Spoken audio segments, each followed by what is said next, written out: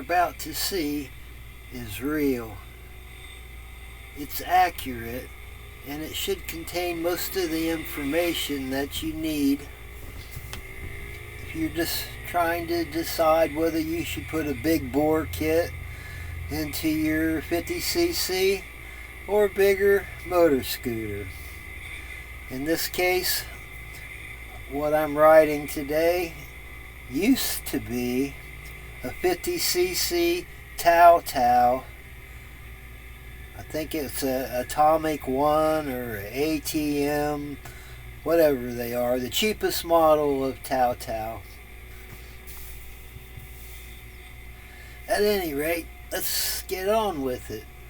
We're going to talk about acceleration and all kinds of good stuff here.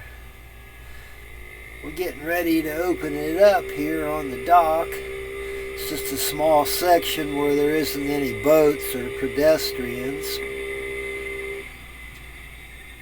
Got it up to about 32, 33 miles an hour there in that little short distance.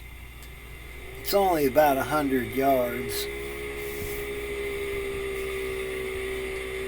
Alright, let's talk about the GY6 50cc engine. Chinese model. Big bore kit I installed cost $30. It took me about 4 hours to install it. It wasn't really too hard at all, considering this one was a new engine that I bought from Amazon. I believe I paid about $250 and then another $50 for the shipping.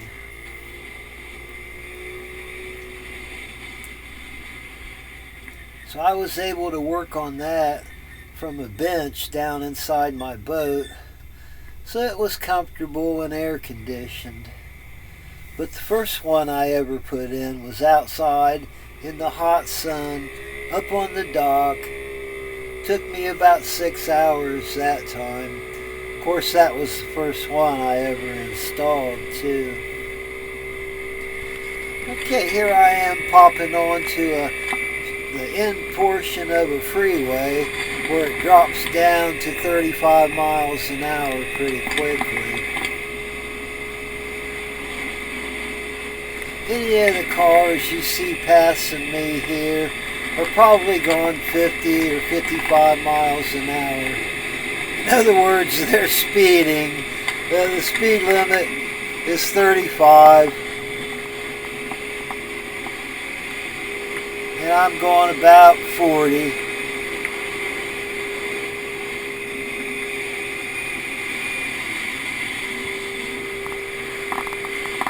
I feel a lot safer now that I've installed a big bore kit. I can actually avoid the cars. I don't get everybody upset being a slow motor scooter that can't exceed 30 miles an hour or so.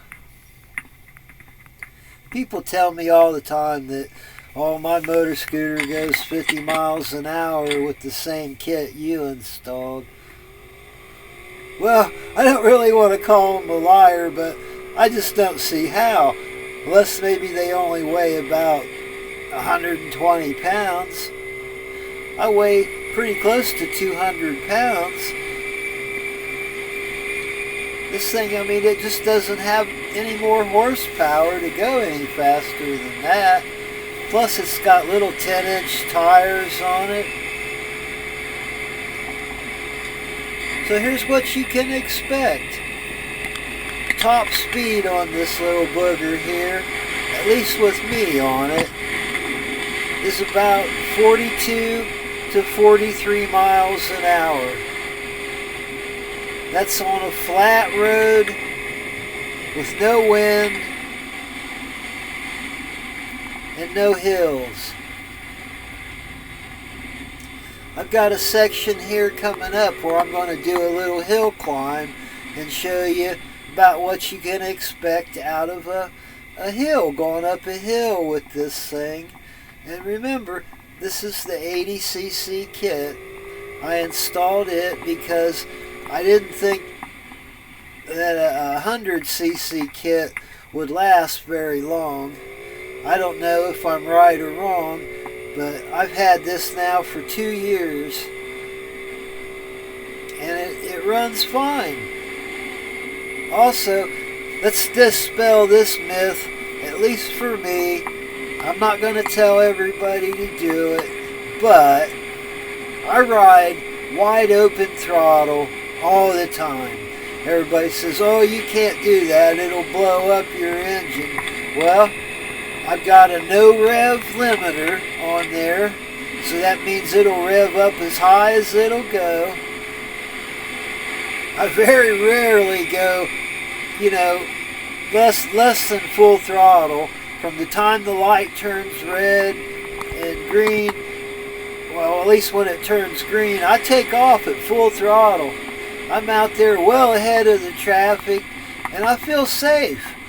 I don't have somebody up on my rear end wondering why I can't go the speed limit when I can at least go 5 miles an hour over it, right?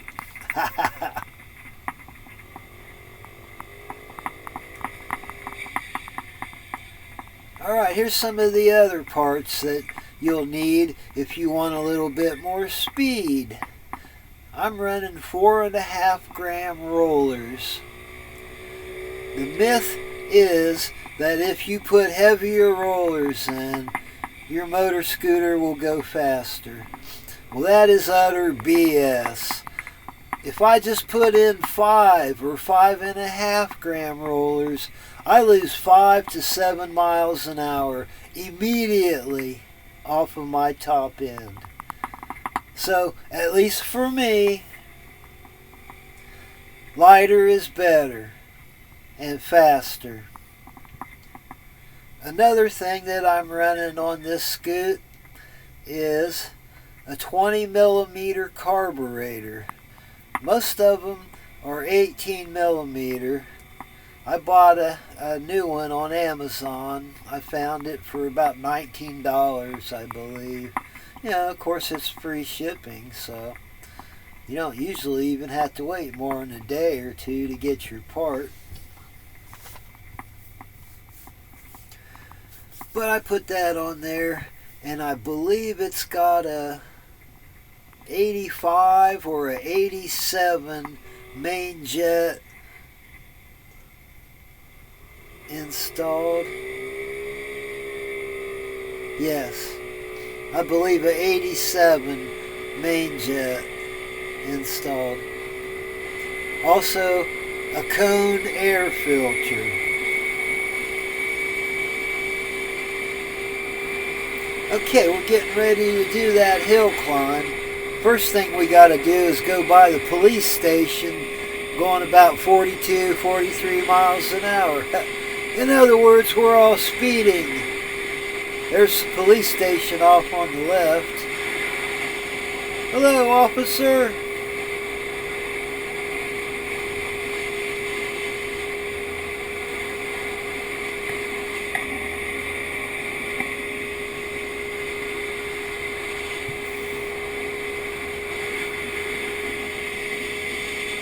Okay, we're approaching the hill now. You can watch that this thing is going to slow down considerably.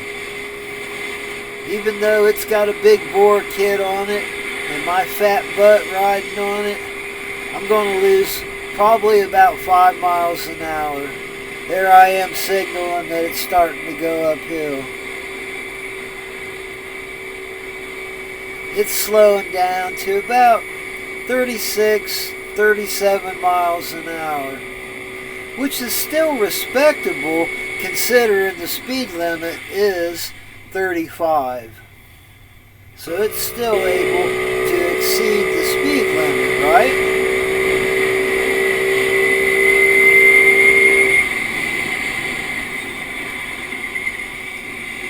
Here I am, I'm going to pop on the freeway. I don't recommend anyone does this. But here I go, right? That's the only way I can get home.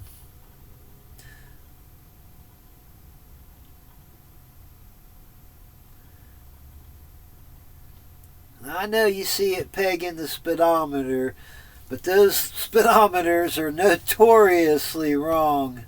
I do have a GPS in my pocket, and I am going to look at it when I get back to the boat. I'll give you a spoiler on it. The top speed on it was 42.89 miles an hour. So almost 43 miles an hour. That was my top speed. Probably on one of these short freeway sections. Well, one lane freeway at any rate. Still pretty dangerous if you're on just a regular scooter that, if you're only going 30 miles an hour, you're going to get rear-ended by somebody. So, hey, I can't tell you to do it. I can't tell you to not do it. But I did it, and I was glad. And as far as durability, it has lasted me, I believe, a little over 2 years. I haven't had many problems with it other than breaking a few cheap belts, the drive belts that I put on it. A good Kevlar belt costs you about $30, I think. Lasts a lot longer.